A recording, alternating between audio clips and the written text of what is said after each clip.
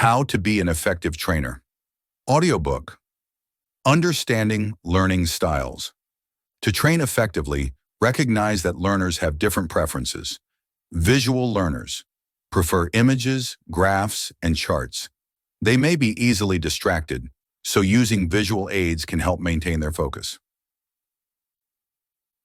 Auditory learners learn best through listening and discussion. It's essential to create a sound-friendly environment, as they can be distracted by noise. Read-write learners favor reading and writing. Incorporating lists and summaries will cater to their strengths. Kinesthetic learners learn by doing and prefer hands-on activities to reinforce learning. Global learners need an overview before delving into details, while linear learners benefit from a structured, step-by-step approach. Effective communication techniques. Communication is vital in training. Consider the following methods. Verbal communication. Use clear and simple language, appropriate tone, and humor to engage learners. Encourage questioning to foster interaction. Nonverbal communication. Employ open body language and eye contact. Active listening and responsiveness to learners' nonverbal cues enhance engagement. Persuasive communication. Build credibility and interest. Clearly convey the benefits of the material being taught to motivate learners. Adult learning principles, andragogy. Malcolm Knowles' principles highlight how adults learn differently. 1. Motivation to learn. Adults are often driven by intrinsic motivations, such as personal growth. 2. Need to know. Adults need to understand the relevance of learning to commit to it. 3. Self-concept. Adults prefer to direct their own learning experiences. 4. Experience. Previous experiences provide a foundation for new learning, making it essential to leverage this resource. 5. Readiness to learn. Learning is more effective when it is relevant to adults' current life or work situations. 6. Orientation to learning.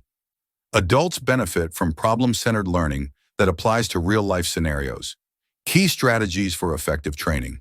To create a conducive learning environment, consider the following strategies. Psychological safety. Establish an atmosphere where learners feel safe to express themselves without fear of humiliation. Engagement through doing. Facilitate active participation.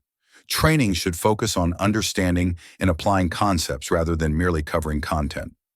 Multiple practice opportunities. Allow learners to practice skills repeatedly until they achieve confidence and competence. Feedback mechanisms. Provide constructive feedback and encourage learners to share their understanding to create a two-way learning process. Domains of learning. Effective training should encompass 3 learning domains. 1. Cognitive, knowledge acquisition. 2. Psychomotor, skills development through practice. 3. Affective, fostering the right attitudes such as confidence and commitment to using learned skills. The conscious competence model. This model outlines the progression from incompetence to competence. 1. Unconscious incompetence, not aware of what is unknown. 2. Conscious incompetence, recognizing what needs to be learned. 3. Conscious competence, able to perform skills with concentration. 4. Unconscious competence, skills become second nature. Implications for trainers. Know your learners. Understand why they are attending training to tailor the experience. Democratic learning environment. Allow learners to make choices in their learning process. Tap into experience. Respect and utilize the diverse backgrounds of adult learners to enrich training. Relevance and timing. Ensure that training content is immediately applicable to learners' real-life situations to prevent loss of motivation and retention. By focusing on these principles and strategies, trainers can foster an effective learning environment that caters to diverse learning styles, enhances engagement, and promotes lasting knowledge and skills retention. The training cycle consists of 4 key stages: identify needs, plan and organize, deliver and review. Understanding the training context is crucial before planning, as it allows trainers to align their sessions with the goals of the client organization and the specific needs of the learners. Identify needs before planning training. It's essential to assess the learners. Gather information about the learner's characteristics, including job roles, personal traits, and their perceptions of the training. Consider factors like age, gender, cultural background, and their current industry experience. Learning objectives. Identify what the learners need to learn. This involves understanding their existing knowledge and skills, as well as any outdated assumptions they may have. Learning preferences. Determine how and when learners prefer to engage with the material. This can involve discussing preferred delivery methods and scheduling training sessions at convenient times. Second, plan and organize. Creating effective learning outcomes is critical in this stage. A learning outcome clearly articulates the knowledge, skills, or behaviors that learners should demonstrate after the training. Importance of learning outcomes. Measurable goals. They provide concrete benchmarks to assess if learning has occurred. Purposeful training. Outcomes ensure that training is focused on what learners genuinely need. Recognition of progress.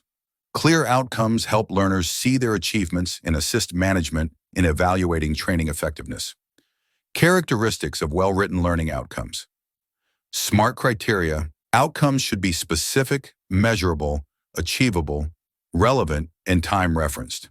3 components. Performance. Define what learners should be able to do in measurable terms. Explain, demonstrate. Standards. Reflect real-world expectations, including quality and efficiency. Conditions. Specify the environment and resources available during assessment. 3. Deliver. During this phase, implement the training plan. Use a variety of teaching methods to engage learners, ensuring that the delivery aligns with their identified needs and preferences.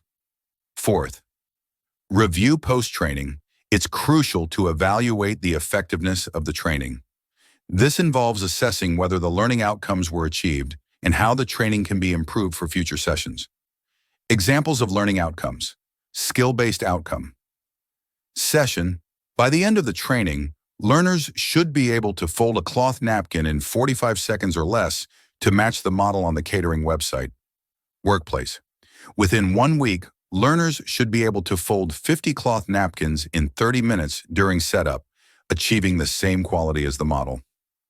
Knowledge-based outcome. Session. By the end of the training, learners should be able to recall the 4 steps of catering's customer complaint policy without prompting. Workplace. Within 1 week, learners should apply the 4 steps effectively to resolve complaints satisfactorily at least 80% of the time.